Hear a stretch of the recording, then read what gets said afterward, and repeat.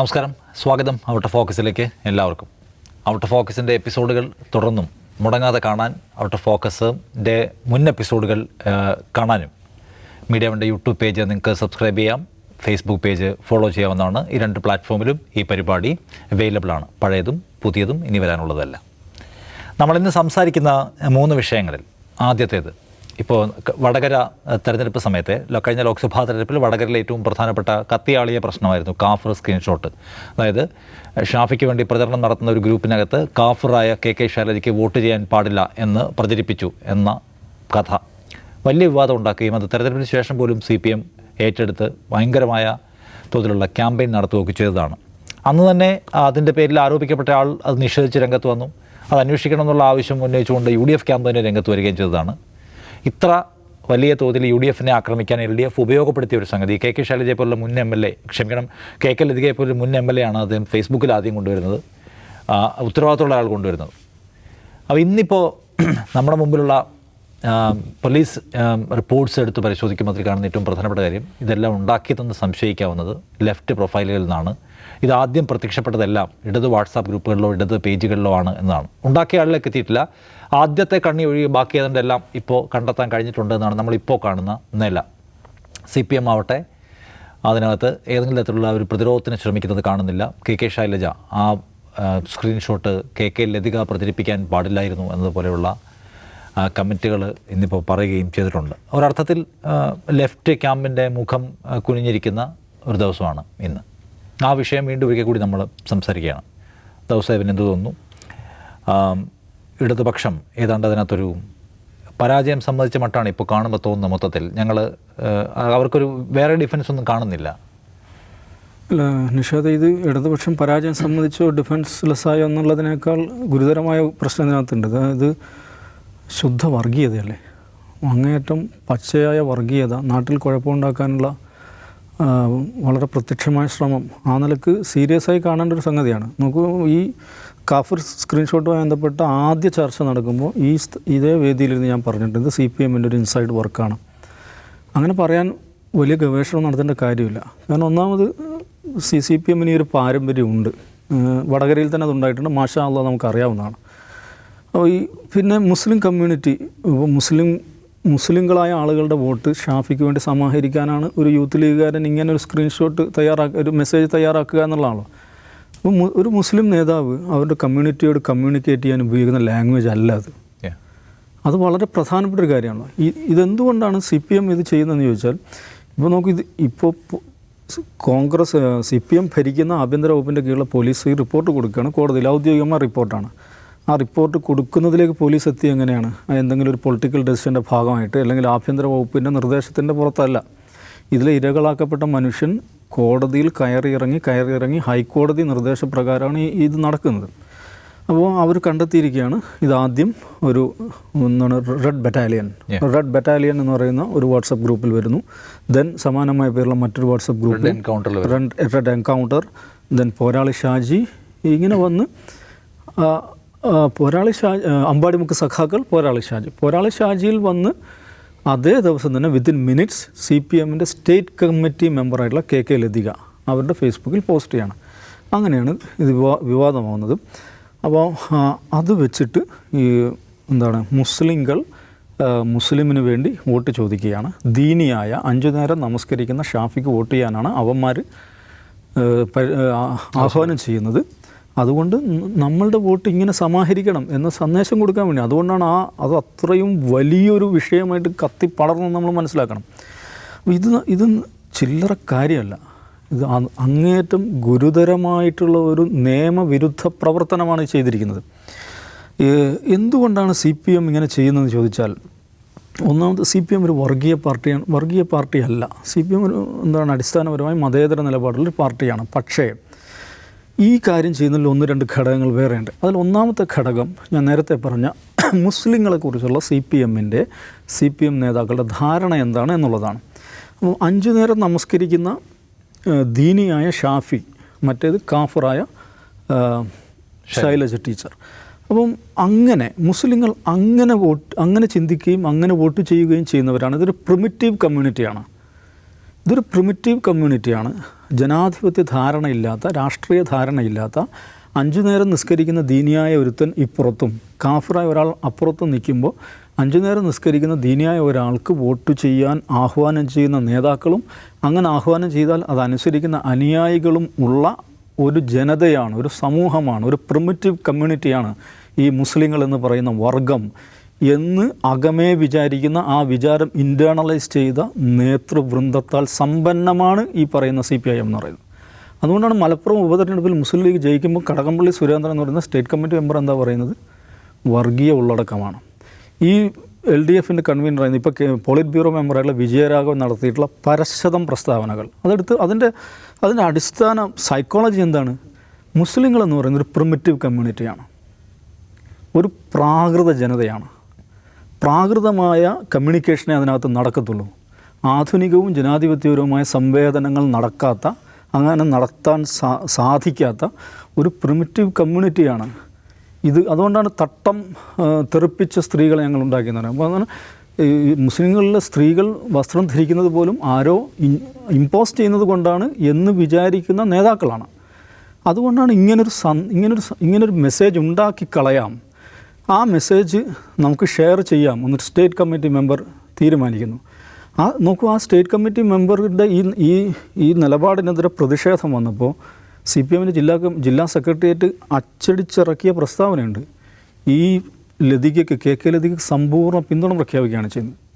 അപ്പോൾ ഇത് അമ്പാടിമുക്ക് സഖാക്കളുടെ അല്ലെങ്കിൽ പോരാളി ഷാജിയുടെ ഒരു അബറേഷൻ, അവർ കാട്ടിക്കൂട്ടിയ ഒരു വേണ്ടാത്തൊരു കുസൃതി അല്ല ഇതൊരു പ്രോജക്റ്റിൻ്റെ ഭാഗമാണ്. അതുകൊണ്ടാണ് സ്റ്റേറ്റ് കമ്മിറ്റി മെമ്പർ അത് ഷെയർ ചെയ്യുന്നു. അത് ഷെയർ ചെയ്ത സ്റ്റേറ്റ് കമ്മിറ്റി മെമ്പർക്ക് സമ്പൂർണ്ണ പിന്തുണയുമായിട്ട് കോഴിക്കോട് ജില്ലാ കമ്മിറ്റി രംഗത്തിറങ്ങുന്നു. പോളിംഗ് കഴിഞ്ഞ ശേഷം വലിയ റാലി വടകരയിൽ നടത്തുന്നു. ആ റാലിയിൽ ആരാ വന്ന് പ്രസംഗിക്കുന്നത്? DYFIയുടെ അഖിലേന്ത്യാ നേതാവും രാജ്യസഭാ അംഗമായിട്ടുള്ള A.A. റഹീം വന്ന് പ്രസംഗിക്കുന്നു. അതിൻ്റെ സംഘാടനത്തിൽ പങ്കാളിയ ആളാണ് ഇത് നിർമ്മിച്ചതെന്നാണ് പോലീസ് പറഞ്ഞിരിക്കുന്നത്. വടകര മേഖലാ പ്രസിഡന്റ്, എന്താ അയാളുടെ പേര്? റിബേഷ്.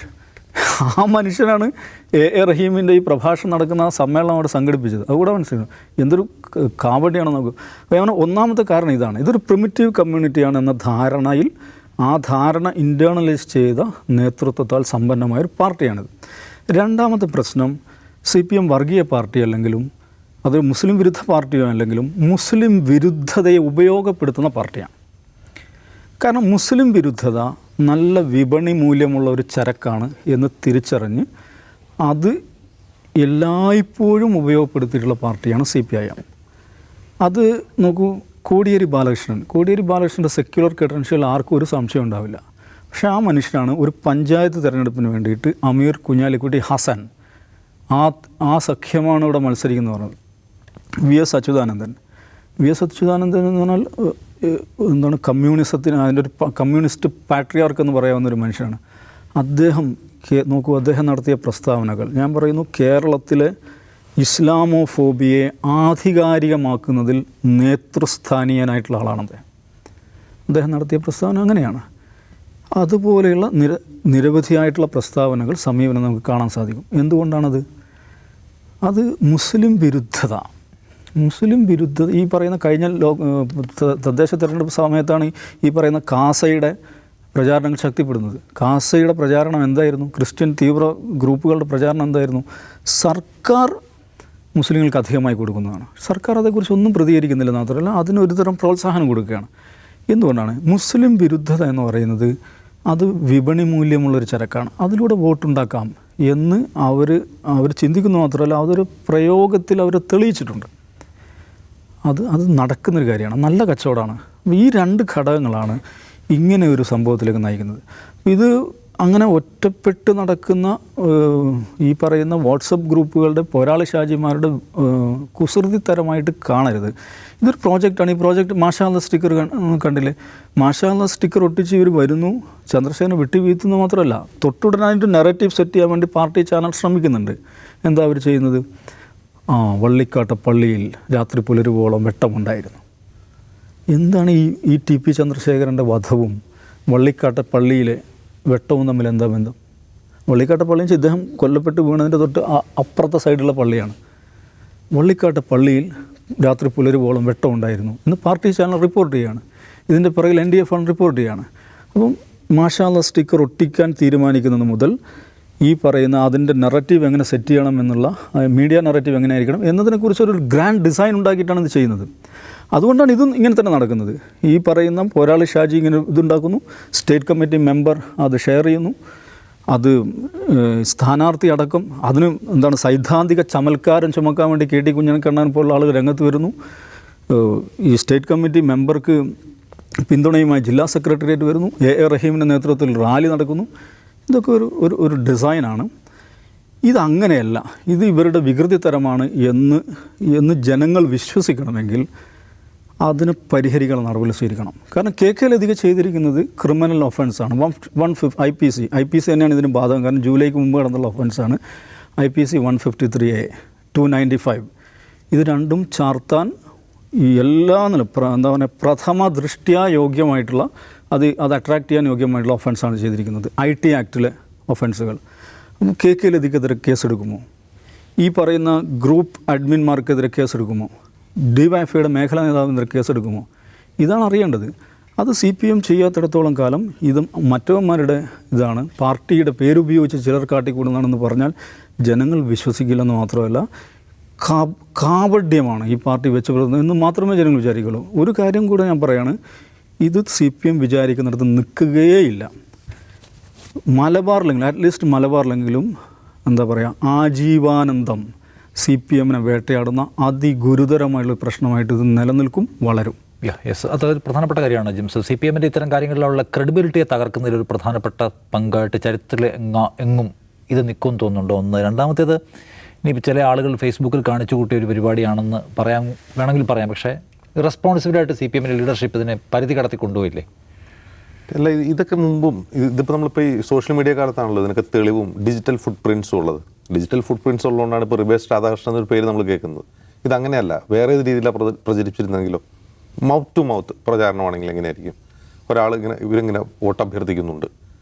ഞാൻ പറയുന്നു, ഈ വടകര ലോക്സഭാ നിയോജകമണ്ഡലത്തിലെ വോട്ടർമാരായ ആളുകളോട് ചിലരോടെങ്കിലും ചോദിച്ചോ ഇങ്ങനെയൊരു പ്രചാരണമുണ്ട്, ഇങ്ങനെ പറഞ്ഞു കേൾക്കുന്നു. നമ്മൾ ആ ഇലക്ഷൻ സമയത്ത് നമ്മൾ കേട്ടാണല്ലോ, ലീഗുകാർ വർഗീയത പറഞ്ഞവിടെ വോട്ട് പിടിക്കുന്നു എന്ന് പറഞ്ഞിട്ടുള്ള LDFന് വോട്ട് ചെയ്യുന്ന ഒരുപാട് പേരെ എനിക്ക് നേരിട്ട് അറിയാം. അത് നിഷാദിനും പരിചയമുണ്ട്, അങ്ങനെയുള്ള ആളുകൾ അങ്ങനെ ചെയ്യുന്നുണ്ട്.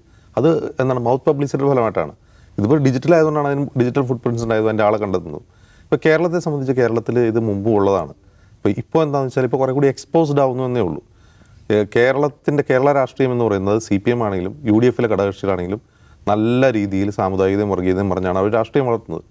അത് VS അച്യുതാനന്ദൻ പറയുന്ന കാലത്ത് എന്താണ് കുറേ കൂടി ഡിജിറ്റൽ റവല്യൂഷൻ നടക്കുന്ന കാലമാണ്. അതങ്ങനെ കിടക്കുകയാണ്. അങ്ങനെ പറഞ്ഞിട്ടില്ല എന്ന് പറഞ്ഞാലും ആ ഒരു ബൈറ്റ് അവിടെ കിടക്കുകയാണ്. മുമ്പ് അങ്ങനെ പറഞ്ഞില്ലേ? അത് തർക്കം അങ്ങനെയൊന്നും പറഞ്ഞിട്ടില്ല. ഇസ്ലാമിക രാഷ്ട്രം അല്ലേ? VS അച്യുതാനന്ദൻ പറഞ്ഞതിനെ പറ്റി അങ്ങനെ VS അങ്ങനെ പറഞ്ഞിട്ടുണ്ടോ? മലപ്പുറത്തെ കുട്ടികൾ കോപ്പി അടിച്ചാണ് ജയിക്കുന്നതെന്ന് VS പറഞ്ഞിട്ടില്ല എന്ന് ഇപ്പോൾ വാദിക്കുന്ന ആൾക്കാരുണ്ട്. അപ്പോൾ ഞാനൊക്കെ അന്ന് പത്രത്തിൽ വായിച്ചതാണ്. നമുക്കറിയാം എന്താ ആൾ പറഞ്ഞതെന്നോ നമുക്കറിയാം. ഇന്ന് അങ്ങനെ ഇല്ല. കാരണം അത് കുറേ കൂടി പഴയ ഒരു പ്രസ്താവന ആയതുകൊണ്ട് അതങ്ങനെ ഇല്ല എന്ന് വാദിക്കുന്ന ആളുകൾ ഇപ്പോഴുണ്ട്. ഇതിലൊരു പ്രശ്നം എന്താണെന്ന് വെച്ചാൽ, മുമ്പ് ഈ ഞാൻ പറഞ്ഞല്ലോ UDFലെ ആണെങ്കിലും LDFലെ ആണെങ്കിലും കക്ഷികൾ സാമുദായികതയും വർഗീയതയും പറഞ്ഞിട്ടുണ്ട്. പക്ഷേ അവർ പറയുന്നതിനൊരു മാന്യത ഉണ്ടാവും. ഇങ്ങനെയുള്ള പ്രചാരണത്തിൻ്റെ പ്രശ്നം എന്ന് വെച്ചാൽ ഇതിനൊരു മാന്യത ഉണ്ടാവില്ല എന്ന് മാത്രമല്ല ബുദ്ധിയും ഉപയോഗിക്കില്ല. ഇത് മുമ്പും പറഞ്ഞിട്ടുണ്ട്. ഈ സ്ക്രീൻഷോട്ട് ഉണ്ടാക്കിയ ആൾ പാർട്ടിക്കൊരു ഭാരമായിരിക്കും എന്ന് ഞാൻ മുമ്പ് പറഞ്ഞിട്ടുണ്ട്. അതിൻ്റെ കാരണം എന്ന് വെച്ചാൽ ഒരു ലേശം കോമൺ സെൻസുള്ള ഒരാൾ, ഒരു ജീവിച്ചിരിക്കുന്ന ഒരാളുടെ പേരിൽ ഒരു സ്ക്രീൻഷോട്ട് ഉണ്ടാക്കില്ല. അവർക്കറിയാലോ ഈ കാസിം ആരാണെന്നും. അപ്പോൾ കാസിം എന്തായാലും അത് ഞാനല്ല എന്ന് പറഞ്ഞ് രംഗത്ത് വരിക, അത് അന്വേഷിക്കാൻ പോകുന്നു ഓർക്കാനുള്ള ബോധം ഉണ്ടായിരുന്നില്ല എന്നുള്ളതാണ് ആ സ്ക്രീൻഷോട്ടിൻ്റെ ഒരു പ്രശ്നം. അതങ്ങനെ തന്നെ സംഭവിക്കുകയും അത് എക്സ്പോസ്ഡ് ആവുകയും ചെയ്തു. ഇത് മുമ്പ് പറഞ്ഞതുപോലെ ഈ സാമുദായികതയും വർഗീയതയും പറഞ്ഞ് ജനങ്ങളെ ഭിന്നിപ്പിച്ച് വോട്ട് നേടുന്ന തന്ത്രം, ആ തന്ത്രം ഇന്നത്തെ കാലത്ത് കുറേ കൂടി അപകടകരമാണ് മുമ്പത്തേക്കാൾ. ഇന്നത്തെ കാലത്ത് അപകടം എന്ന് പറയുന്നത് ഒരുപാട് ഗുണഭോക്താക്കളുണ്ട് എന്നുള്ളതാണ്. അതിനൊരുപാട് വേറെ പലരും അവർ പ്രതീക്ഷിക്കാത്ത ഗുണഭോക്താക്കളുണ്ട്, വിളവെടുപ്പുകാർ. പക്ഷേ ചരിത്രത്തിൽ ഇതിനു മുമ്പും വിളവെടുപ്പ് ഉണ്ടായിട്ടുണ്ട്. അതെങ്കിലും ഈ ചെയ്യുന്ന ആളുകൾ പഠിക്കണം. CPM ആണെങ്കിലും വേറെ ആരാണുള്ളത് പഠിക്കണം. ഒരു തൊടുപുഴക്കാരനൊരു ജേർണലിസ്റ്റിൻ്റെ ഒരു പുസ്തകം വന്നല്ലോ, ഈ RSSനെ കുറിച്ചുള്ള പുസ്തകം വന്നപ്പോൾ ആ പുസ്തകത്തിലൊരു പരാമർശം, RSS ആദ്യമായി LDFന് വോട്ട് ചെയ്യുന്നത് ദിനേശ് നാരായണൻ്റെ പുസ്തകം 87-ലാണ്. അതിൻ്റെ കാരണം അതായത് RSS പ്രസംഗിക്കുന്നതായിട്ട് അതിൽ രേഖപ്പെടുത്തപ്പെട്ടുള്ളത് എന്താണെന്ന് വെച്ചാൽ അത് എന്താണ് ഇവർ RSSനെ പിന്തുണച്ചുകൊണ്ടോ BJP ആയിട്ട് എന്തെങ്കിലും ധാരണ ഉണ്ടാക്കിയതുകൊണ്ടല്ല. ഒറ്റ കാരണമാണ് പറയുന്നത്. അതായത് EMSൻ്റെ നേതൃത്വത്തിൽ ശരീഅത്ത് വിവാദം ഉയർത്തിക്കൊണ്ടുവന്നത്, 80കളുടെ തുടക്കത്തിൽ ശരീഅത്ത് വിവാദം ഉയർത്തിക്കൊണ്ടുവന്നത് കേരളത്തിൽ ഒരു ഹിന്ദു അവേക്കനിങ് ഉണ്ടാക്കി എന്ന് RSS തിരിച്ചറിയുകയും എങ്കിൽ LDF ആണ് ജയിക്കേണ്ടത്, CPM ആണ് ഭരിക്കേണ്ടതെന്ന് അവർ തീരുമാനിച്ച് അവർ വോട്ട് ചെയ്തു. അത് CPM പോയി ചോദിച്ചിട്ടല്ല, ഞങ്ങൾക്ക് വോട്ട് ചെയ്യണമെന്ന് പറഞ്ഞിട്ടോ അവർ തമ്മിൽ ധാരണ ഉണ്ടായിട്ടല്ല. അതായത് നമ്മളൊന്ന് ആലോചിച്ച് നോക്കുക, ഈ ചെയ്യുന്ന കാര്യത്തിൻ്റെ വിളവെടുപ്പ് എവിടെയാണ് നടക്കുന്നത്? അത് RSS ആണ് നടത്തുന്നത്. ഇപ്പോൾ തന്നെ ഈ വിഷയത്തിൽ, ഈ കാഫിർ സ്ക്രീൻഷോട്ട് വിഷയത്തിൽ ഇത് കണ്ടുപിടിക്കപ്പെടാതെ പോയില്ലായിരുന്നെങ്കിൽ മുമ്പ് സാഹിബ് സൂചിപ്പിച്ചാൽ വടകര, നാദാപുരം, കുറ്റ്യാടി ആ മേഖലകളിൽ അത് വലിയ തോതിൽ എന്താണെന്ന് പറയുക കാലുഷ്യങ്ങൾക്കിടയാക്കും എന്നു മാത്രമല്ല, ആ ഒരൊറ്റ വിഷയം വടകരയ്ക്ക് പുറത്തുള്ള മണ്ഡലങ്ങൾ എങ്ങനെയായിരിക്കും പ്രതിഫലിക്കുക നമ്മൾ കാത്തിട്ട് കാണണം. അത് എന്തൊക്കെ രീതിയിൽ അത് പ്രചരിപ്പിക്കപ്പെടും, ആരൊക്കെയായിരിക്കും അതിൻ്റെ ഗുണഭോക്താക്കൾ എന്ന് നമ്മളൊന്ന് ചുമ്മാ ആലോചിച്ച് നോക്കുക. അപ്പോൾ ഇതിൻ്റെ കാലം കഴിഞ്ഞു. യഥാർത്ഥത്തിൽ വർഗീയത പറയേണ്ട കാലം കഴിഞ്ഞു എന്ന് മാത്രമല്ല, വർഗീയത പറയുന്നതിൻ്റെ മാഗ്നിറ്റ്യൂഡ്, അതിൻ്റെ ഇമ്പാക്റ്റൊക്കെ വേറെ പലതരത്തിൽ വരുന്നൊരു കാലമാണിത്. നിങ്ങൾ അവരെ വോട്ട് പിടിക്കാൻ വേണ്ടി നിങ്ങൾ കാണിക്കുന്ന ഇത്തരം കാപട്യങ്ങൾ, ഒന്ന് അത് അവരുടെ ക്രെഡിബിലിറ്റി കളയുന്നതാണ്. ക്രെഡിബിലിറ്റി മുമ്പ് പോയിട്ടില്ല എന്നല്ല, ക്രെഡിബിലിറ്റിയിൽ അവരെന്ത് ചെയ്യും, അത് മറച്ചു വയ്ക്കുകയും വളച്ചൊടിക്കുകയും ചെയ്തിരുന്നു. ഇന്നത്തെ കാലത്ത് അങ്ങനെയല്ല. വയലിൽ പാടത്ത് പണി വരമ്പത്ത് കൂലി എന്ന് പറയുന്നത് ഇപ്പം അപ്പം കാര്യങ്ങൾ എക്സ്പോസ്ഡ് ആവും. അത് മനസ്സിലാക്കാനുള്ള ബോധം കുറഞ്ഞ പക്ഷം CPM സംസ്ഥാന നേതൃത്വത്തിനുണ്ടാവണം. ഇപ്പോൾ കഴിഞ്ഞ പഞ്ചായത്ത് തിരഞ്ഞെടുപ്പിൽ, ഈ പഞ്ചായത്ത് തിരഞ്ഞെടുപ്പുകളിലാണ് ഇത് ഏറ്റവും, പഞ്ചായത്ത് തിരഞ്ഞെടുപ്പുകൾ, ഉപതെരഞ്ഞെടുപ്പുകൾ, ഇതിലാണ് ഏറ്റവും കൂടുതൽ ഈ സാധനം ഉപയോഗിക്കപ്പെട്ടുകൊണ്ടിരുന്നത്. ഇപ്പോൾ ഒരു മെയിൻ ജനറൽ ഇലക്ഷനിൽ ഇത് ഉപയോഗിക്കാമെന്ന് പറഞ്ഞാൽ അതിനുള്ള ധൈര്യം ഒന്ന് ആലോചിച്ച് നോക്കുക. അത് മറ്റിടങ്ങളിൽ അവർക്ക് ഉണ്ടാക്കാവുന്ന തിരിച്ചടികളെ കുറിച്ച് ആലോചിക്കണ്ടേ? ഇപ്പോൾ ഒരു മണ്ഡലത്തിൽ ജയിക്കാൻ വേണ്ടി ഇത് കാണിച്ചു, അത് എക്സ്പോസ്ഡ് ആയി കഴിഞ്ഞാൽ, അല്ലെങ്കിൽ അത് ആ ആരോപണ വിവാദത്തിൻ്റെ മറ്റ് മണ്ഡലങ്ങളിൽ അവർക്ക് തിരിച്ചടി ഉണ്ടാവുമോ ഇല്ലേ എന്നുള്ളത് ആലോചിക്കണമല്ലോ. അപ്പോൾ ഞാൻ പറയുന്നത് തികച്ചും ബുദ്ധിശൂന്യമായ, വർഗീയവാദികൾ പോലും ചെയ്യാത്ത, ഈവൻ വർഗീയവാദികൾ എന്ന് പറയുന്ന ആൾക്കാർ പോലും ചെയ്യാത്ത തരത്തിലുള്ള ഏറ്റവും ഒരു കുടിലമായ തന്ത്രമായിപ്പോയി ഇത്. ഞാൻ വീണ്ടും പറയുന്നു, ഇത് മുമ്പ് ചെയ്ത പോലെയല്ല. ഇന്നത്തെ കാലത്ത് അതിൻ്റെ വിളവെടുപ്പുകാർ മറ്റുള്ളവരായിരിക്കും. യെസ്, അത് വളരെ പ്രധാനപ്പെട്ട കാര്യമാണ്. ഈ പ്രശ്നം ഇപ്പോൾ എങ്ങനെ അവസാനിച്ചാലും ഇനി അങ്ങോട്ട് CPM-നോടുള്ള എപ്പോഴും മുഴങ്ങിക്കേൾക്കുന്ന ചോദ്യമായിട്ട് ഈ പ്രശ്നം അവശേഷിക്കുമെന്നത് ആ പാർട്ടി ആലോചിക്കട്ടെ. അതുമാത്രമല്ല, നമ്മൾ പൊതുവെ മെയിൻറ്റെയിൻ ചെയ്യാൻ ആഗ്രഹിക്കുന്ന നമ്മുടെ മതനിരപേക്ഷ മൂല്യങ്ങൾക്കകത്ത് അപരിഹാര്യമായ മുറിവുകൾ ഉണ്ടാക്കുന്നതായി പോയി ഇത് എന്ന കാര്യത്തിൽ തർക്കമില്ല. അതിന് ഉത്തരം പറയേണ്ടി വന്നേക്കും.